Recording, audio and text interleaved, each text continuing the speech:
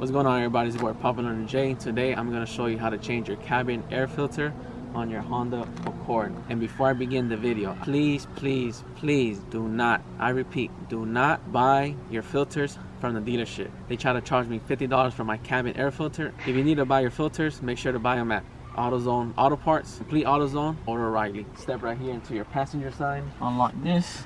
It's going to be at this little hook right here. You're going to unhook it. It might be a little hard, but I promise you nothing's gonna happen. In the glove compartment, you're gonna squeeze these two sides, make them go down. The filter area is gonna be right there. I don't know if you guys can see, but it says airflow. On the sides there's gonna be like these little two hooks. You're gonna unhook them, and then the plate should come off like that. You see where it says airflow. I'm gonna take out the previous filter, and then as you guys can see, it's been a little minute since. God damn, this is dirty. You see that?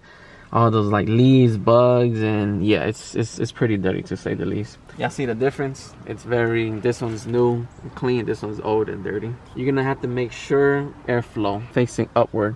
You're gonna have to match it with the plate, so the airflow has to say downward. Stick it in and you'll be good to go. Put the plate back, and then you just do everything back in reverse.